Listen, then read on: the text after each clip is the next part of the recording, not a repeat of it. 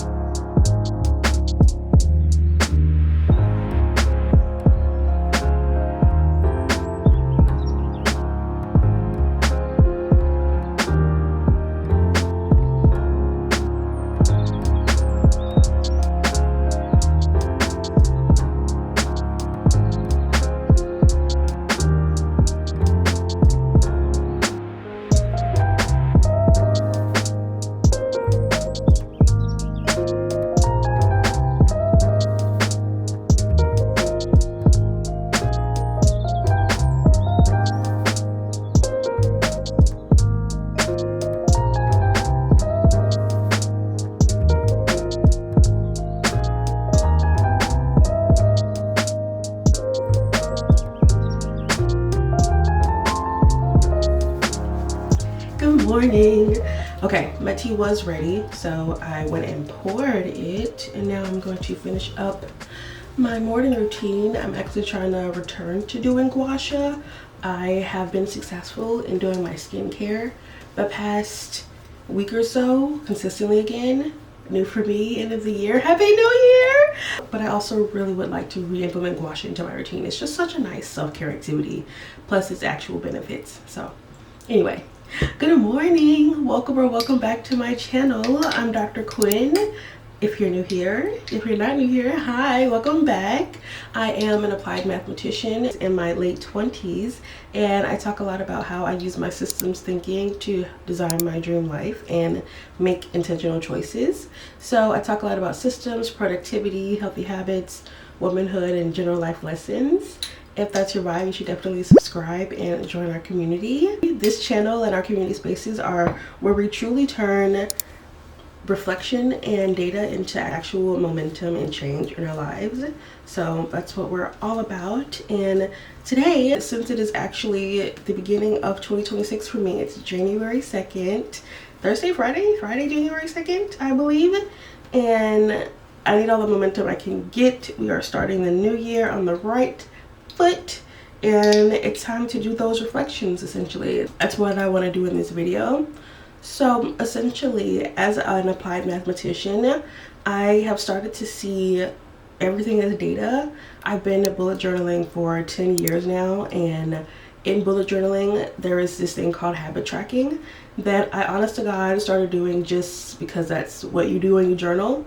And it's become a cornerstone habit of mine that's really helped me build some good habits and healthy habits. But then once I got into my degree program for my PhD, and I learned about data analysis and all the ways you can analyze it and what is good data and I work with data a lot. I realized that, wait, the things I'm habit tracking are a form of data. I am collecting how well I'm committing to my goals. That's what this is. So if I turn my X's and my check marks into percentages, how well I met them, I can actually quantify my behavior. I can quantify how often am I getting 10 steps. 60% of the time, 70% of the time, I don't know. But that light bulb moment has since forever changed how I view habit tracking. Like, it was just cute and fun, cute little grid. But with my degree, I'm like, oh no, this is math. This is math. We're looking at math. And that's kind of my whole thing. And so I've been doing Q's Review for 2 years now. Or I've been doing Q's Review for 3 years, but I've collected data sheets from Q's Review for 2 years. So I have 2 years, 365 times 2 days worth of data about my calories, about my steps, about my intake, about my output, about my habit consistency, about everything I really wanted to. I have 2 years worth of data about myself. And while I could just give highlights and overviews of that, I really want to share what I've learned from it using my degree. Like, I'm sure everyone is doing their end of the year wrap-ups, but I want to do legitimate analysis, correlations, pairwise correlations, and looking at summary statistics and the actual mathematics of my data to see what it says about me and my routines and my systems, because I actually see life and our outcomes as a dynamical system. It is something that can be influenced by our inputs or our choices to affect our outcomes, which makes it a dynamical system. So I'm curious, what does my data say about my life and the systems I've created? Are they sustainable? Am I consistent? How was this year in my numbers? I know how it was emotionally. Good God, I know how I was emotionally.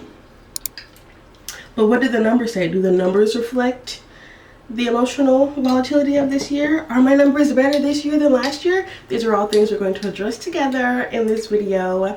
I want to parse it all out together and have it as a source of documentation while I go throughout my day, because like I said, I'm building my routines back up. My tea is ready. I'm going to finish this guasha. It'll give me multiple things I can cross off my habit tracker. The things I'm going to share specifically in this video, I'm going to share the summary statistics and habit averages from 2025. Every week for the last 52 weeks, I've tracked my adherence to strength training 5 times a week, meeting 10,000 steps 7 days a week, meeting my protein goal of at least 100 grams every day, meeting my water goal of at least 80 ounces every day, sleeping a minimum of 7 hours a day, and actually doing this guasha routine. So those are the things I was tracking, and if I get 5 out of 5, that's 100, 3 out of 5, that's 60, etc. So I have averages on how well I committed to each of those habits. I also then have the full yearly statistics, and I want to give just like my top 10 insights, what I think the data is saying about me in 2025. And because I've been doing this for 2 years, I want to compare how was 2025 versus 2024. Because 2024, I graduated, I moved, my niece was alive, I was happy. 2025, my niece was murdered, and my grandmother died, and Meech died, and I almost got like 2025 was not 2024. So I'm curious how the data is different. Very curious. And then I want to use all these observations to really talk about how it has influenced my 2026 strategy and goals. So that's what we're going to do today. Yo, the lymph drainage really be showing you shit. Okay, so good morning, welcome back. Now that my tea is ready, I can start my reflection routine.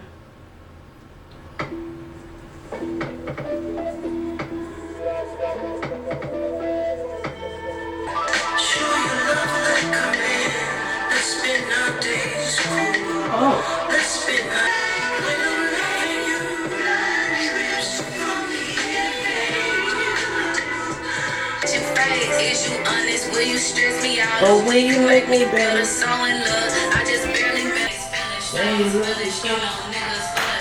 He think I'm a home.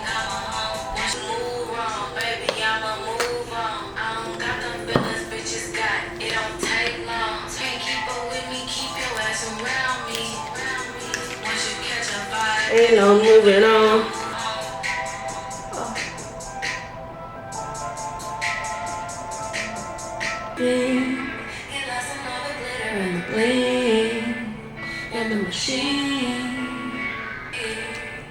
Kid on the swing. One of my favorite things to come out of 2025, especially quarter 4, was the development of my morning ritual. Shout out to all the influencers with the journal ecosystems and the pretty candles that have definitely influenced me to romanticize the habits I was already cultivating. It just adds a bit more novelty and attraction to the activity, so I really look forward to this time to journal my inner thoughts, to check in with my bullet journal. I have the spreads that I always normally check, but now it's a lot more fun with my music and my vibes and my tea and my candles. It's amazing. I have time tracking. I track my habits. I track my sleep. I have a 1 line a day also, so I can quickly record my mood, and then I set up my to-dos for whatever the day is. I've been loving dailies. I talked about this in my What I Fell in Love With in 2025 video, and I also recorded a week of mornings where I went through this routine step by step because I really am in love with it. I've also recorded a video on this bullet journal setup for 2026, and I am so happy to finally be using it. I hate that little period of time where you have to wait for the year to start to really use the new stuff, but we're here, baby. And I am also now both logging in my physical journal and in my Notion daily planner. I use Notion every single day. I have a daily planner in there where I track my health stats and also my reflections. I have a morning practice in there as well where I follow prompts, which is different from my inner thought journal. So here I'm action my intention of the day, my feelings that I want to cultivate, what I'm grateful for, what I need to complete if nothing else. And then at the bottom here, I have my affirmations that I have chosen for 2026. And I haven't written them anywhere else, but I want to get into the habit now of saying them aloud again and not just reading them because these really resonate with me. I allow my life to be this easy. I have the power within me to create the life I desire. I choose to let go of fear and doubts and take inspired action. I see possibilities where others see obstacles. I am capable of achieving anything I set my mind to because the universe always provides everything I need. So I start the day in gratitude for my life. I'm so thankful. I'm so thankful. I'm so thankful. So I started 90%. Hell yeah, baby. And 7 hours of sleep. Oh my god. Oh my god. So that's 7 hours. And we're at a 90 to kick off. Hell yeah, baby. Okay. It's my digital health tracker. And my bullet journal tracker. Morning pages. Okay. I guess I can bring you into this ritual that I've been doing recently. So if you watch my morning routine video, you know I'm trying to have intentional mornings, not just for my bullet journaling love, but to nourish what I'm trying to create for myself. So a lot of mind-based habits, basically. So I'm going to do morning pages in just a second. I'm going to read at least 5 pages of my current read. And I'm also going to do a Sudoku puzzle. So these are all mind-engaging things that I'm trying to get into. After I read Dopamine Detox, I was like, this is mandatory. But anyway, what I'm bringing you into is I have recently been using one of my favorite books as a kind of prompt of sorts. It's a quote book that I got from one of those little library stands outside. So when I lived in Richmond, there were tons of these everywhere. Not the specific book, but the little tree book house things everywhere. So I would return some and get some. And I got this from one of those, and it's just a quote book. And I treat it like a lottery. Every morning I just flip to a random page and let the universe speak to me. And then I write my journal prompt based off that. So let's see what we get today. Know yourself by your actions. You are not what others say about you, good or bad, or what you say about yourself. You are what you do. Do good. Keep moving. Hell yeah! it? Does that not go more perfect with my new love and action tattoo? Like, come on.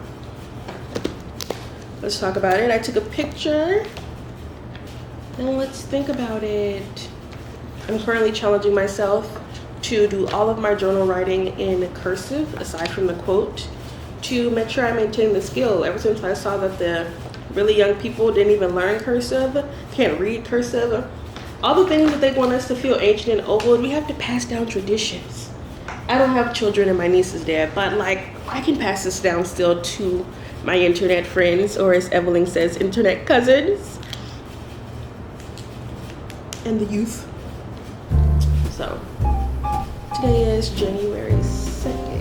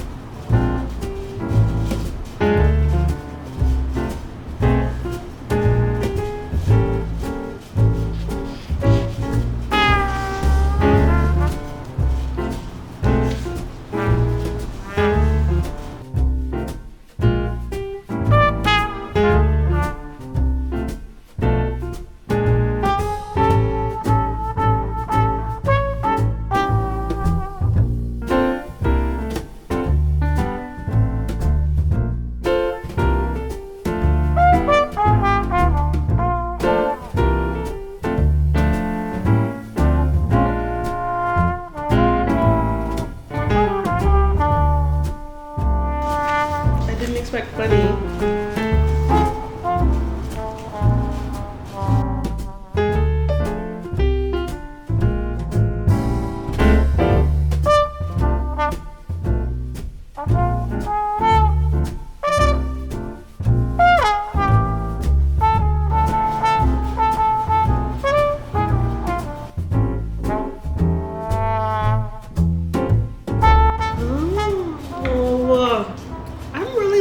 Storytelling, hold on, like I'm really fucking with, I don't know if I've read something like this. It's like, you know how when you write in your journal, it's like you're talking to someone, so it's like, hey you know how, and let me tell you about, and that's what this feels like. It's like the main character it feels like she's talking to us. There's my timer. If you watched one of my videos, I time things now so I like get things done but don't stick on them. Oh, but yeah, it's like, it feels like she's being like kind of like Claudia's diaries in Interview with the Vampire. Very much that vibe, and like really good in the same way as well. Oh, I can picture her as Claudia because she's also a little mixed race child. Oh my goodness. Okay. Wow, that just helped me tremendously. I'm going to hear it in Claudia's voice as well. Oh my God. It was already fantastic just because like of the way it's being told and the storytelling and the commentary. But that just helped me. Wow. This is my fiction book of the month for January. And I chose it because of the title. It's the 10,000 Doors of January, and I chose it obviously for the title. I was reading some other books, and then I was choosing my TBR for 2026, and I wanted to curate a very intentional list because I bought a shit ton of books. I don't have a TV in my room, I just have all the books I want to read to keep me to remember that. And I was going through deciding like, what do I definitely want to read this year? I have my mandatory reads because I'm in a book club, but then like, what do I want to read? And there's certain kind of stories I want to read, and so I picked up a bunch of fantasy, portal, magic, fictional, and also some nonfiction books that I want to read intentionally. And so this is one of the first ones. It's about doors. So the 10,000 Doors of January. Wow. It's like 400 pages, so it's a thicker one. And the pages are kind of weird in like a fun way. I feel like they're cut at different lengths, so it creates this textured feeling. So that's cute. So these are my January books, but I'm not trying to read this in January. Like, would that be nice? Yes. But like, I'm kind of putting book time frames off a pedestal aside from my book of the month. Like, these are my priority. But yeah, if this takes me 2 months to read, then who cares? I really want to read it, you know? So that's my philosophy going forward. But yeah, I'm enjoying this book. I see why it has such a high rating. I do look at ratings before I buy books. And it does influence me. But I do that with everything. When I buy anything, I look at ratings. So now I can actually draw in on this week's spread. I now have a weekly reading chart to hold myself accountable. So this is my weekly dashboard, and down here I have weekly reading, and I would like these to be like different bar lengths, the days, and as you can see, I really didn't read until yesterday. So now I can say at least 5 today, and the fun part is, like, if I read more, I can fill it in more. I think it's super cute, but I'm no longer tracking it on any of my report cards, because if I don't have time to read, I don't have time to read. But sometimes I can read, and I can read a lot, and I care more about that. So now I'm going to measure the pages I've read each day versus like if I read. I'm just trying to have a healthier approach with it, since I know I have a lot going on. And this keeps it top of mind and quantifiable, which is important to me. Because as we know, like I said, I've been collecting data, and I just like finding different ways to understand my behavior. There's so many different ways to track one singular thing, and they all tell you something different, which is why there's experimental design. But yeah, I feel like I've really figured out how to do it for myself. And let me go into actually some of the data that I have shared. So I told you that I have my Q's weekly report card.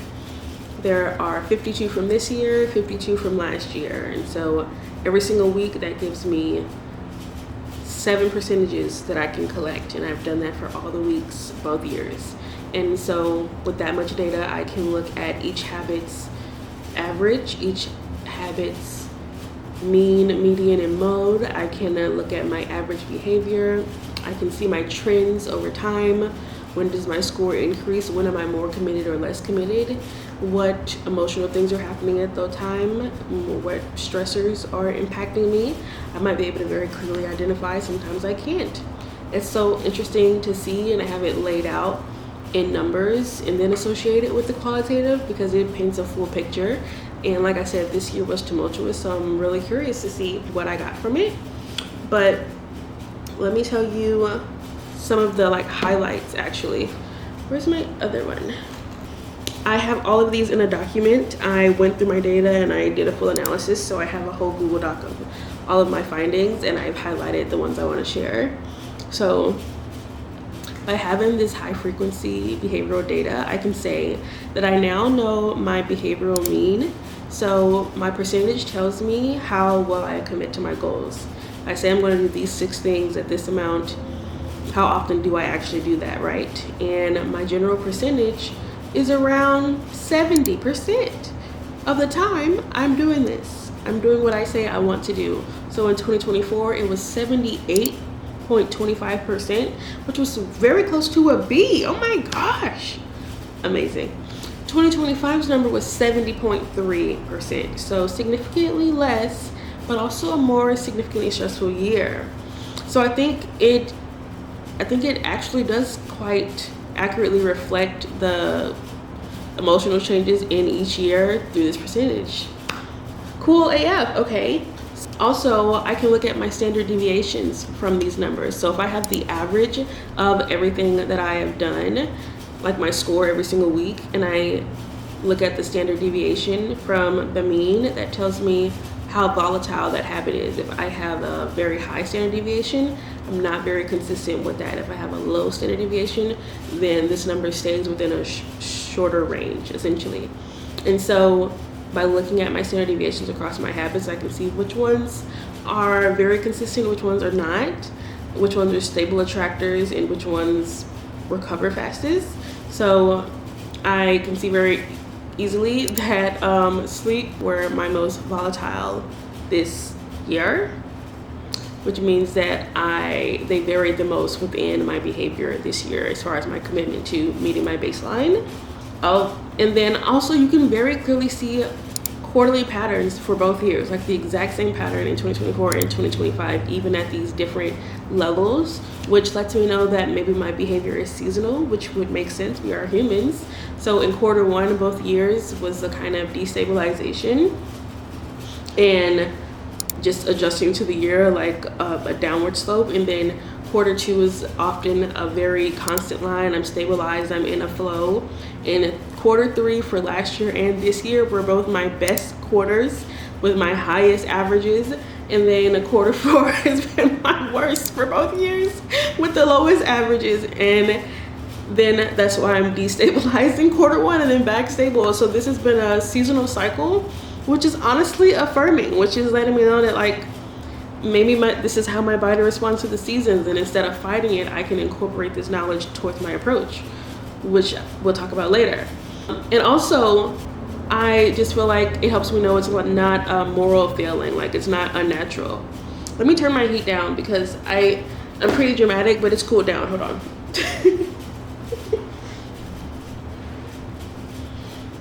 I'm nice and toasty, and I have my other heater. Going more into the summary statistics just a little, I can actually see through the correlations how my habits cluster. So which ones are highly associated or correlated with each other, and what that means is that they shift together. When one improves, the other often improves, or when one decreases, the other often decreases.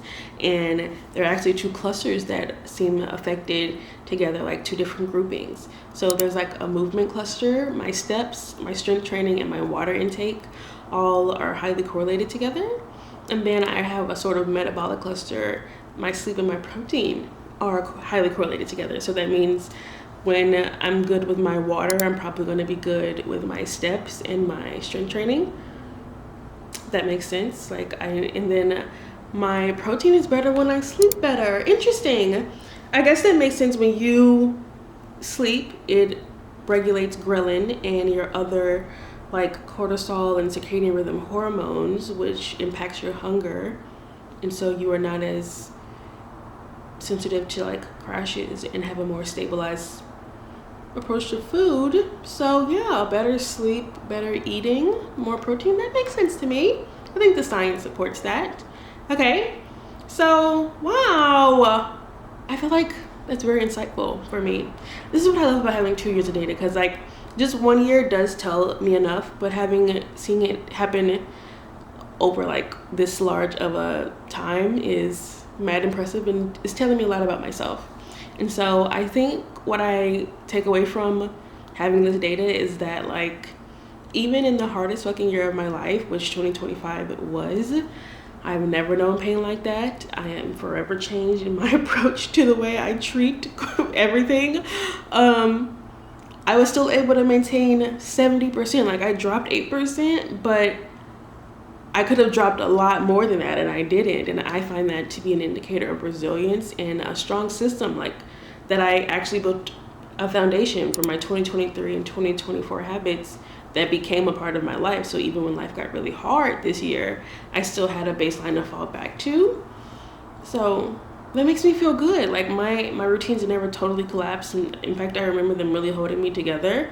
So I'm really proud of this grade. Like I was actually, when we did this in WPP, we had a wrap party, and I was like, dang, I have a C. I had a C last year. I really wanted a B, and I was feeling kind of bad, but then I'm like, wait, contextualize this shit, okay? Context does matter. In context, this is amazing. I should have got an F, and I didn't. So cheers to that, okay? Cheers to that, baby.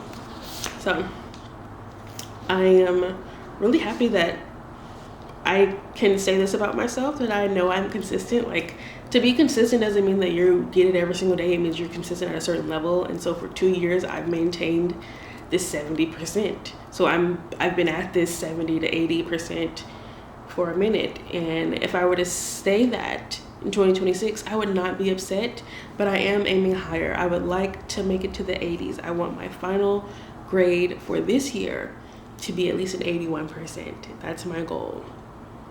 So we'll talk about how I can actually do that, like with math as an indicator, which means we have to talk about the specifics about the habit averages. But before we can do that, I actually need to do the habits. It's 8:22. I am still on PTO from my job. It is New Year's week. We don't have to go back until Monday, January 5th. So I'm using this time to record my videos and edit my videos. I turned in my paper with my first true positive feedback. I don't know if you know, in the STEM academic spaces I feel that I've been in, they hold on to positive feedback like it is a negative feedback game. It is, this is what's wrong, that's bad, that's that, problem. We're taught to break things apart. We are not taught to encourage at all. Literally the peer review process is like, hey, here's someone's paper, find all the errors, here you go. Like, that's what we're taught. So they don't give positive feedback, and I need it. I love that. I love praise. What do you want me to say? And so yeah, the past couple of weeks I've been inching towards positive feedback where it's like, oh, okay, thanks. And I think I got a great work last time, but I don't totally remember. I got a positive one last time, but this is my first time getting a really a great work. You've done so much. So happy to see this. Like, hell yeah. And I went to a New Year's break party yesterday to mingle. So I'm off to a great start, guys. Like, the year is starting the way it's supposed to. I have 2 days now that I have red, period. Am I tracking that? Because if I am, I want to color it in. I like tracking things also because it makes me feel good when I color it in. So if you want to know how I stay motivated and consistent, that is how. No, I'm not tracking it. Okay. I didn't think so. And I already did my skincare, period. Okay. Now I just need to look at my to-do list. What did I write down for today? So I want to film this video. Let's check that off. Period. I need to edit the video I filmed. That's basically a 2026 ins and outs. I rough cut it the other day, but now I need to listen and add the effects.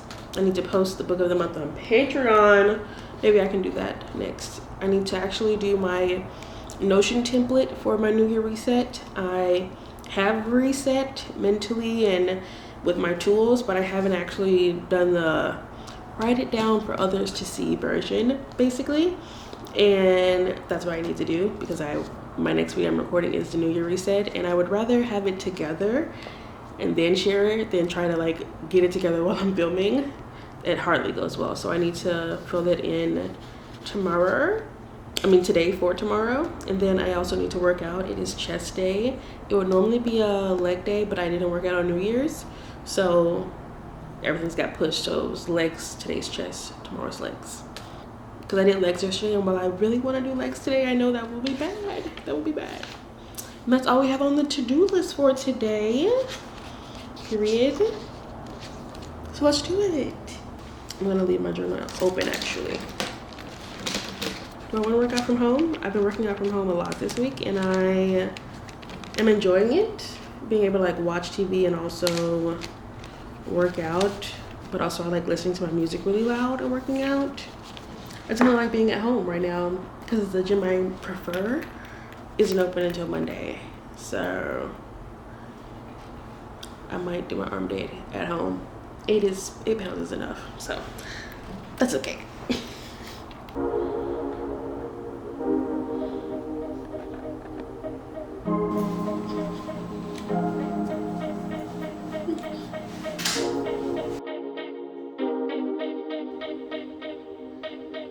I'm working out from home today because I'm definitely feeling that I don't want to go outside blues.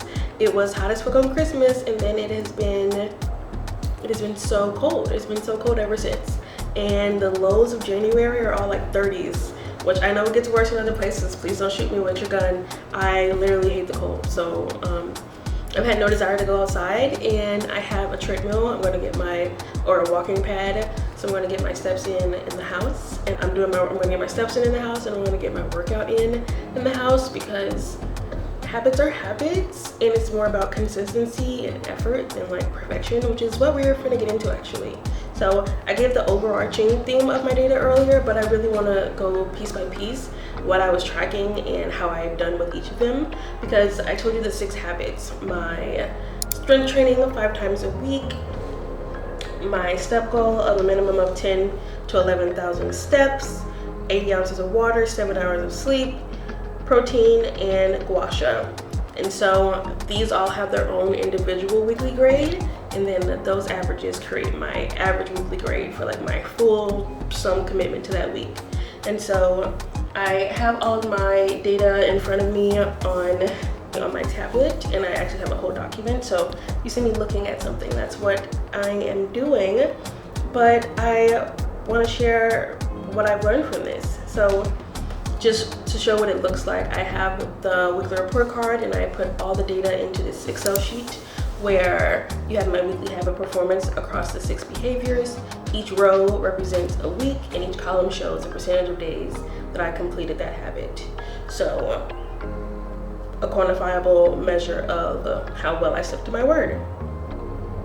And going and scrolling through this, you can see that the early weeks show some volatility, especially around sleep and protein. I also see that steps and strength and water are consistently higher, and gua sha is like starting the year surprisingly stable.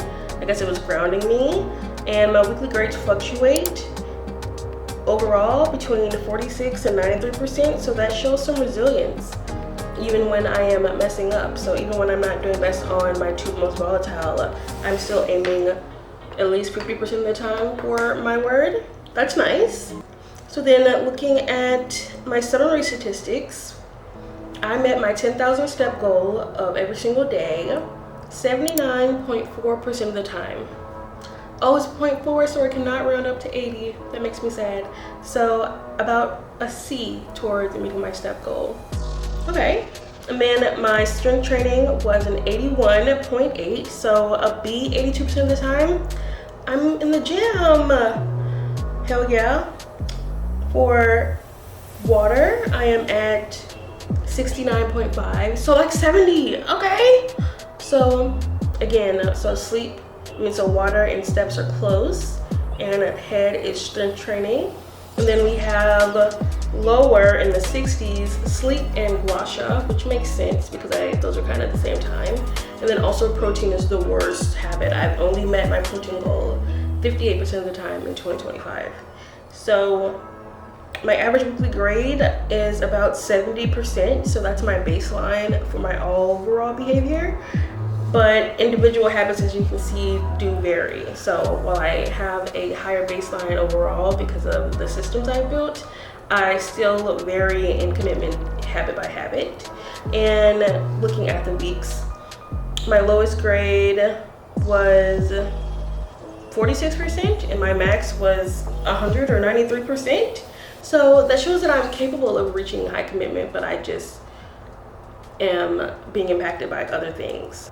I also looked at the min, the median, and the max of each habit's percentage to see my habit commitment across the year. So the min tells me the lowest I stuck to it, the best I stuck to it, and then the median is telling me where about I usually sat for this, the middle number that occurs the most.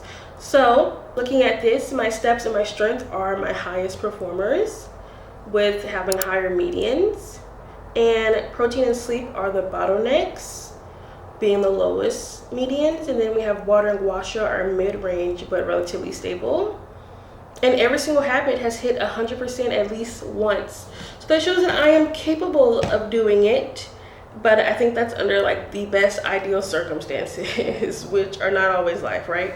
So yeah, this is really interesting. I think it makes sense and is very enlightening that my intake, like my self-care, is what was affected the most this year, but my fitness routine has been a crucial, integral part of my life. So that's why even when I don't want to go outside, I'm gonna get it done. So awesome. If I want to look at not just summary statistics, let's look at a few of the charts and the graphs. The weekly habit grade line chart. This is a time series visualization of my weekly grade, and you can see there's all kinds of oscillations up and downs in the chart, but most of those low moments correlate with some kind of specific event, a death, a travel, an event, something happening. And the peaks correspond to periods of structure, like back to this, back to that. So it is more emblematic of what's happening in my life than just my laziness. You know, like having this shows that what I accomplish isn't always just about if I was willing to. Sometimes it's about circumstance, sometimes it's about context, and that does matter. So I like that I can see that my dips correspond to certain things. So overall though, the trend line is stable with a mild upward drift, which means that I am holding steady at this 70%, which makes me feel good. Like I see which habits I definitely need to work on and maybe need to habit stack with other things. I see which habits are my most important, which ones are dragging me down.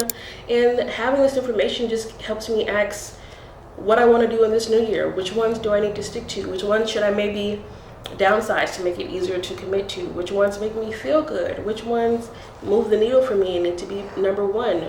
What is the amount that I need to reach them to meet my goal of my 81%? Like having this data helps me answer so many questions, and that way I can take an informed approach to 2026 instead of just doing the exact same thing as before.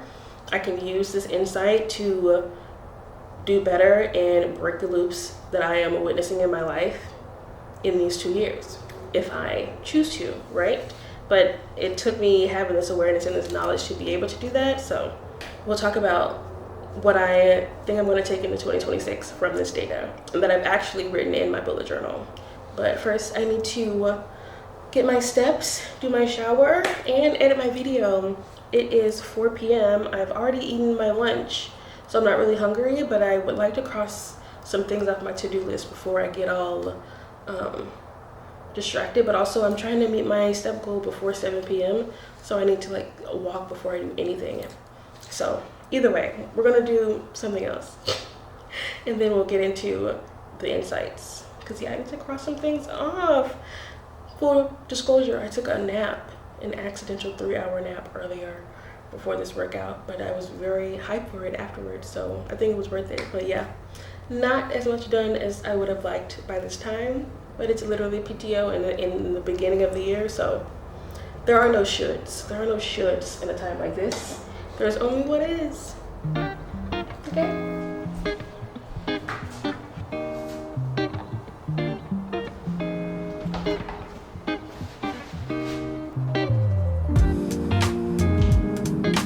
Demonize the serial killer in some way, which everyone seems to agree is a bad thing. Well, what if I told you that you're all wrong? Movies like Psycho, Texas Chainsaw Massacre, and Silence of the Lambs. The first reason I didn't plan on watching it was because I'd given up watching. The government's position is to just keep throwing more money at policing and prisons. People have this high level of fascination with serial killers. While obviously their behaviors are extreme. The immigration system against her, threatening to have her deported and to take her child if she tried.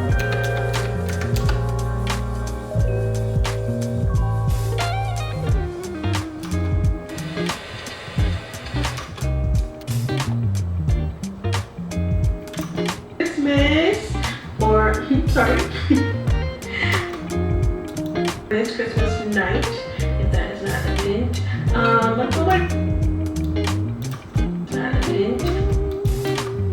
Buy my Kindle with my playbooks. No, I don't know if you could, because I mean technically one's Google and one's Amazon, so like, Oh no. 18. I'm trying to remember the last conclusion I remember, honestly. I think the last thing I remember was everything was all good. The demons could come to our world. They were like on horses or something with Lucy or whatever the child's name is and stuff like that. That was the last thing I remember. I don't know what book that is, but that's my final picture scene I can recall too. I think Pale Demon, or I don't know, whatever 10 or 11 is, I think is what my last one. Talking to mama. Hey, I've reached my activity goal, period, thank you. Aura. I got an Aura ring for Black Friday. I got a yearly subscription to Strava for Black Friday. What else did I get for Black Friday? I also got Shox headphones, and I got all of my bullet journal supplies. So that's what I bought on Black Friday. So yes, I've been loving the Aura Ring. I can't believe you also have to still do the subscription, but okay. Still enjoying it. I wanted to check in with the bullet journal since we are halfway through the day, or probably more than halfway, but like it's 5 p.m. so it feels like half of the waking hours at least, on what I have actually accomplished. So let's see. I have done chest day. I need to post on Patreon still. I'm editing this currently. Still need to do that. Okay. I slept from 10 to that workout was 3 to 5. I did eat.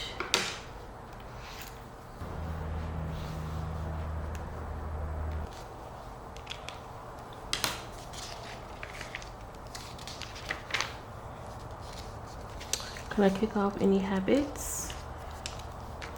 Strength training, 7 hours sleep, protein not yet, water not yet, steps not yet. Already got my current pages. Okay. Yes. Skincare. Yes. Guasha. Yes. Oh my god. Training. Yes. Steps, 7 minutes. Protein, not yet, not yet, not yet. Okay. Perfect. Got to next week. Okay. Check in on our other tabs. Okay. 11K steps. Not yet. Zone 2, not just yet. That's the end of this week. It's not looking good. Okay. I have written in my routine, so I love that.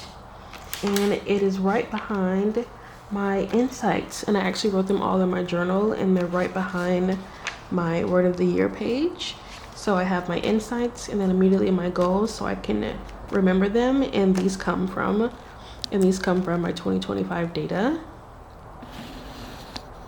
So zooming in, we have that my baseline is at 70% even in stress. And we have the seasonal behavior that I mentioned earlier along with those habit clusters. I have been able to identify that movement is my strongest identity. My strength training and my steps are highly correlated and with each other and with my grade. My biggest bottleneck is sleep. It has the highest volatility and the strongest downstream effects. So it is my focus for 2026. It was my focus of Q4, and I have improved it some, but there's much work to be done. Protein is my second bottleneck. It fluctuates very wildly and correlates with both my energy, my consistency, my weight loss, my body image. Also, new mandatory thing to be conscious of. My next important thing is water. It is really a quiet powerhouse. It makes a difference in digestion and gut health and energy, and it correlates strongly with my grade and tracks with my steps. So getting them both seems to be a high priority. And my steps are by far my most anchored habit. For the past few years, I've had at least 10,000 steps as my average. So if I can anchor this habit with these other things, I will have a much more prosperous 2026 towards my goal. But even still, I'm able to see that even when I have my low weeks, they rarely drop below 50%, and that my best quarter is always Q3, and that means summer is my best consistency, and to keep that in mind and not judge myself for it. So to prioritize different things so that I can be aware of these patterns. My lowest quarter is always Q4, so maybe that's when I should focus on particular self-care. If Q1 is where I'm supposed to be stabilizing myself, then let me focus on these highest leverage habits more than anything else and trying to optimize and add 1,000 things. And with everything that's going on, I have seen that I'm capable of 90% week's performance of being really on my shit. And it's about structure that maintains that for me, even in the emotional volatility. But my system is emotionally sensitive, but the structures are what keep me at that 70%. And so I just want to improve my structures and my baseline so that I don't mind being sensitive. It is what it is. I care about systems and being able to maintain things because life is always going to throw something, I'm realizing. So I got to be able to handle it. So using this, how that informs my 2026 strategy is that I believe that improving my sleep, my protein, while maintaining what I'm doing right now with water and steps, will give me what I'm looking for to my 81% weekly average and my weight loss goals. This is all just with my habits and my lifestyle and the change I want to see in my quality of life, which is somewhat independent of my goals, but also all very tied in, because how can you thrive in other ways if you don't have a healthy mind and body, right? So after I finish editing and also making my dinner, I want to talk about more about my 2026 strategy. I'm going to talk about the goals specifically in a different video, but I want to talk about how these insights are informing my Q1 January approach, and then we'll dive deeper into that in a separate video. So I am loving my journal. I filled in quite a few pages. I still have some things to accomplish today, but I'm already obsessed with this. If you haven't seen, I did a 2025 journal flip through, and I did a full video talking about the setup of these journals in this ecosystem. So yes, I'm gonna cook my dinner and edit some more while I have the energy. Also want to share about the comparison between 2024, but honestly, I think I already covered it earlier in the video when I shared about my highlights, because essentially the numbers were better, and the numbers, I was also happier and had a different quality of life versus the tragedy that I experienced this year. And I think it's just the primary lessons is that the quality and the quantitative very much so matched for me this year, and was told a very solid story, and that it also allowed me to see which of my habits are most consistent in both years and which ones varied in between each year. And I think what I've learned is that my sleep is what is most impacted by the stress in my life, whether that be internal stress, external stress, and that my routines like my hydration, my movement, my skincare are the things that I tend to fall back on when I'm feeling stressed. And so having that analysis available in data is just fascinating, and it's definitely going to inform 2026. But let me eat. I need to eat. I can feel it in my stomach. So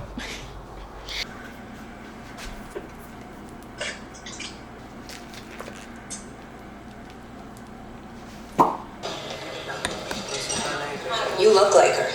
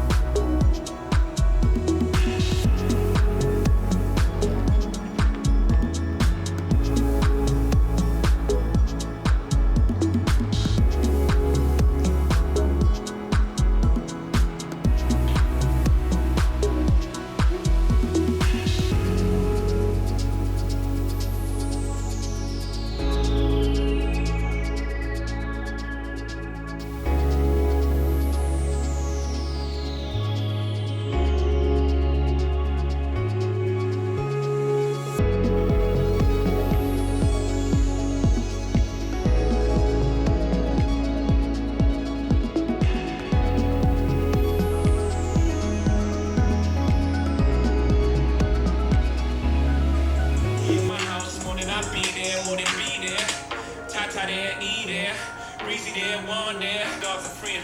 That's how me got his freedom. Y'all put niggas on a t-shirt. I heard you ain't never meet them. You got niggas, you ain't even trying to feed them. I'm trying to free the world. That's how deep I'm in. Good morning, friend. I did not finish my to-do list yesterday. I am in that murky part of stabilizing my life where it's like I really want to go to bed. Like, as I told you yesterday, sleep is my number one most volatile and most impactful habit by far from my own data, and so I'm trying to prioritize that, like be conscious of that. So last night I was like, I'm not going to stay up all night. I really would like to go to bed at a reasonable time. Reasonable, I went to bed at 10:56 p.m. But I met my protein goal and I worked out and I got about half my habit tracker. Looking at just these past few days, I can clearly see that like I wrote them in this time in order of like when they're likely to be done. You know, like these are probably morning, these are probably evening was what I thought of. And I'm hitting these morning ones and not hitting those evening ones, and that's an indicator of my evening routine being off balance, which means it's that evening boundary, which I've made several videos about my evening routine. So I know that this is something I can work on and I have a strategy for it. But what I wanted to get into that I didn't have time to yesterday because I went to bed, after watching a few episodes of Orange is the New Black, y'all, I remember watching like season 1 when it came out when I was freshman year of college, like 2015. But I didn't get past, I don't think, season 2. And also, while I've always been, you know, intelligent and smart, I don't know that I understood what's really happening. Like, now that I was telling this to my mom, like, with my adult eyes, watching things I've even seen a little bit of before, it's like, wait, I've never seen this because I have new eyes. That's my point. Like, watching Orange is the New Black right now, I'm like, oh my gosh. I'm like emotional and this is so good, and I'm enjoying myself a lot. So I did watch a few episodes, and that's why I went to bed at 11 basically instead of 9. But it helped me finish my food, so whatever. I didn't finish everything yesterday, so that's today's to-do list. It is Saturday, January 3rd. So, you know, Saturdays are my YouTube admin day. I commit Monday to Friday to my scientific work because that's what I'm being paid to do. I'm not being paid on the weekend, so that's when I do my own self-interest related things, so hobbies and side business, which is basically what YouTube and social media is for me. So this is my Saturday and my Sundays are for YouTube community related work. So that's today's to-do list.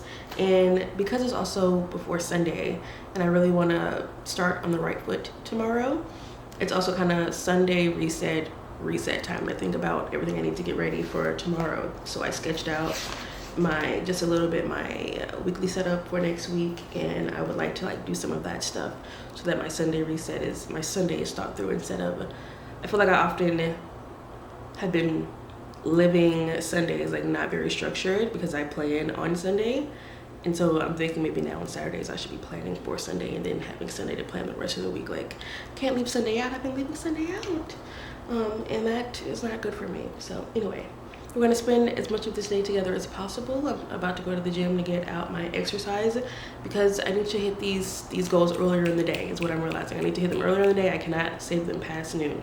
This is what I'm about to do, but I want to share lastly, I've already covered what the data showed me, and then I've written out the insights on like what I can actually take away from that to inform me. And now I want to talk about what that has informed, how I'm going to move differently and what I'm prioritizing in 2026.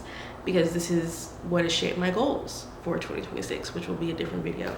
So yeah, that's what we have to talk about today. The 2026 strategy, essentially, like how am I going to use this data? Like, the whole purpose of data analysis isn't just to be like, oh, so that's cool. No, that's cool. So what are we going to use this information for? Like, that's the point.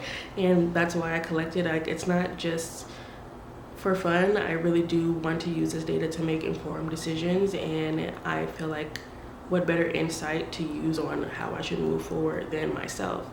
I'm not asking Shad, I'm not asking my mom, I'm not following a trend. I'm looking at my own data of what I've collected of my behavior and using that as my guide forward. Like, okay, if this is what I normally do, what do I want to stick to? What do I want to change? How do I keep this in mind? And I've already written my thesis statement, so like, okay, so how do I align my goals to make my thesis statement true? What do I need to do week to week, day to day, so that I can see that come to fruition? And that's what I want to talk about. So I gotta get the day started. I really wanna, I'm currently conflicted between when I want to read. I had started doing this thing where I was reading while I was walking. Like, I don't mind habit stacking, but I actually prefer to, I don't want to multitask. I think I talked about that in my what I loved and fell out of love with in 2025 video. I don't like multitasking anymore. I would really prefer each thing to have its own full attention time. Like, I'd rather just read or just walk or just, like, I would just like to do things. And I'm like, I love reading in the morning, but then, I don't know, it kind of destroys my getting ready for the gym vibe. I saw someone, I think what I'm currently considering is some dude, professor was like, before he goes to work, he arrives an hour early, goes to one of his favorite cafes on campus and reads for an hour before he has to clock in. And I was like, that sounds so nice. Like, I would like to do maybe something like that, which means I would then read after the gym. So like, I would do my journaling and then immediately gym instead of reading before getting ready for the gym. Because I'm trying to get all of these things, I want to get most of these things done in my morning, so I still want it in the morning and before work. That would be nice. I'm just considering the time, like, should it be the very first thing I do? Like, I wake up and when I put on my tea, read before I do this, or do this between this and gym or after gym? Like, I really, that's just what I'm considering. I know I can do it whenever, and it's probably going to change contextually, but I would like to have a default to go to. That way I know when I'm deviating from that. It's looking like a post-gym vibe, like a pre-working thing. Maybe it should be the cap off of my morning routine is reading. I feel like I did that this time last year, maybe. Whatever. Good morning. Good morning. Let's get some stuff done. It's a 1, 2, 3, 4, 5, 6 list day. So, starting with the movement.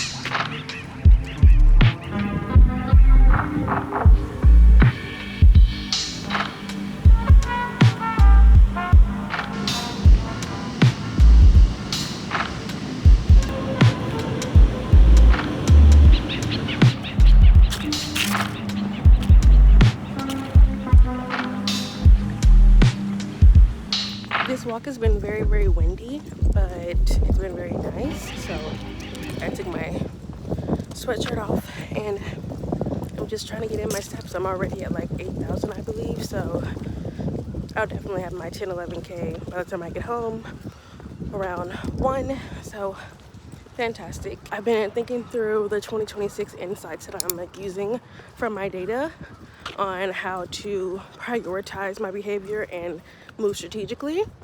And there are 2 priorities that I've thought of. So the first is essentially prioritizing those leverage habits, those ones that were the strongest correlation with my grade, the ones that had such an impact and I'm relatively consistent with the higher medians. Those habits, my steps, my strength training, and my water, and they cluster together. To prioritize those would make sure that I maintain my kind of current grade. And then my second priority to improve my grade to the 81% that I would like would be to those 2 worst habits. If I actually pull them up, then I will pull everything up. And those are my sleep and my protein. And so what this looks like for me is those first 3 are now non-negotiable. Like, gotta get the steps in regardless, gotta work out regardless, even if it's just like, I think to get things done I have to be flexible. So while I have an ideal 2-hour routine, if I can only get in 30 minutes, that hits the box is how I'm approaching it, but like still non-negotiable. And then the other two, I'm paying special attention to and tracking in several places. So it just got so much windier. I hope you can hear me.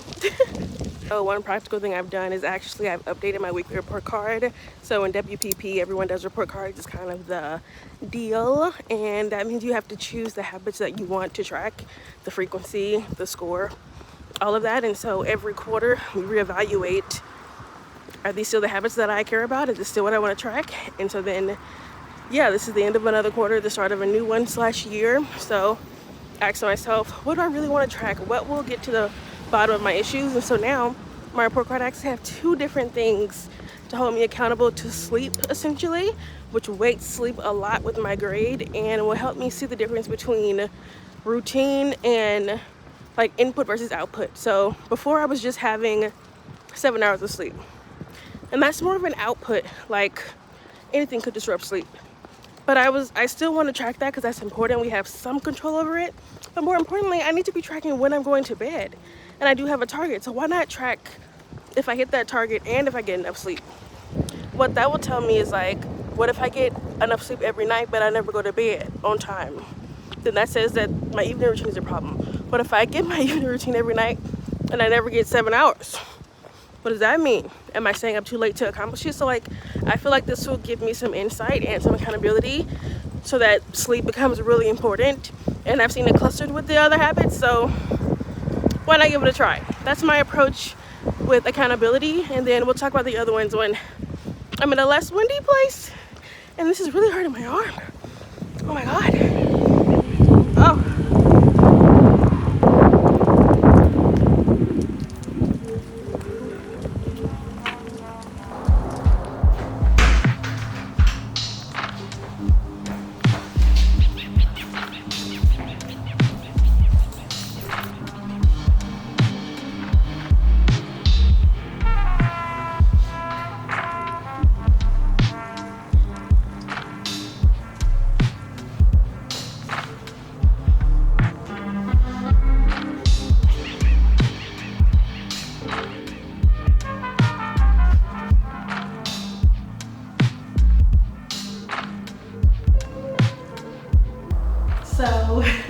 So for now, I've decided to read as my end of workout treat. I think that is what's feeling most intuitive to me, but what I enjoy about all of my system processes is that they are really flexible and also kind of on a tier system, meaning I have a full list and I break it down depending on my availability. So it's never just a total abandonment of my ideal, but just a more flexible version, you know? And so I feel very comfortable with switching things around because I know I have my framework to fall back on, essentially.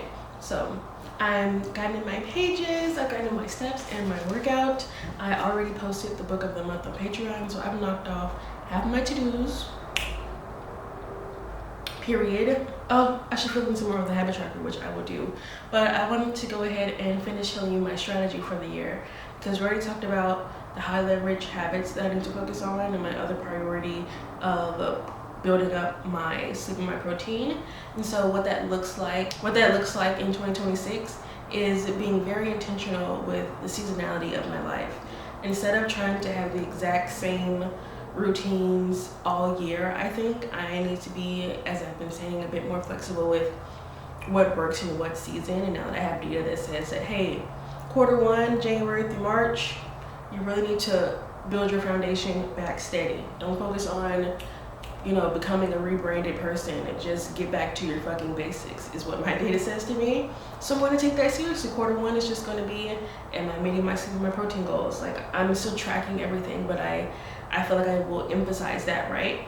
And then when I get to Q2, so that's April, May, June, I've noticed in my data for 2 years now, that's my momentum phase. That's also when I'm going to find out if I have a new job, where I have a new job. Very stressful, but also very momentum building. And then in the summer, moving, new place, new job, who knows? But this is also when I am the most outside, the weather, etc. And so this is when I can start being adventurous, being a new person. Like, I don't want to start my new stuff right now. When I think about new, it'll be summer, Q3, when my birthday is happening. That's my new year, and accepting that now has kind of taken the pressure off of like, I need to be perfect this week. I'm not gonna be perfect this week. I just had an F on my report card last week. Let's be so for real, right? And then I recognize my Q4 phase is like, all right, retired. Like, okay, so that means once I am gotten to wherever I need to go, it's back to maintenance, back to my Q1 focus of like sleep, routine, self-care. Let's make sure we back at that foundation. Sometimes we can do everything, and sometimes we can only do a little. And I've learned that through the books I've read in the fall, and also just through this trial and error and the data. So I really love that. And also what the data supports about this approach is that my goal, I told you, was 81% consistency to these goals, and I've currently been at like 70 to 78% the past 2 years. So to get to 81% is only a 3% boost, which means I actually don't even need to be at 80% every single week. I can be between 70 to 80% every week, which means I can just essentially stay how I am, but maybe give one more day's effort. That will make a difference in my grade this year. One more day's effort in a week instead of 5, 6 days instead of 5 of consistency.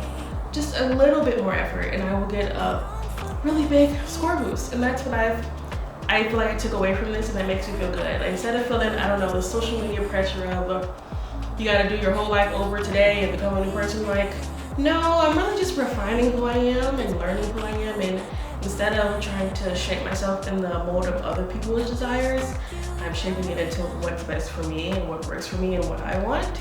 And I've gotten really clear on that. I've evaluated what my life has been, and now I'm making my way forward. My next video is going to be me doing that reset. I'm about to actually do it on my computer right now, and then I will share it with you. And then we're going to actually still go through the New Year reset stuff, because I want to show you all of my tools. I feel like talking about the analysis is one thing, and talking about my goals is one thing. Also talking about how I'm going to do that, like what I'm literally using, is also different. And I've learned my lesson of having these videos be like 2 hours long, so we're gonna parse it out. So I'm gonna end the video here, friends. Thank you so much for starting the year with me. I hope it's going well so far, and if it is not, I'm pretty sure enrollment is still open to join our accountability group, the We're Productive People Club. It is free, it is intimate, it is accountability that is safe, and it is consistent, and we do not fall off. If you are committed to changing this year, please check the description box to join us. We start January 18th, and the enrollment closes the end of the month, and you won't have a chance until next fall, or this fall. Either way, I'll see you in my very next video. Bye, baby. Stormy skies and fireworks. But I'm not afraid to be alone. New beginnings. I'm not afraid to overcome every feeling that I have. So take me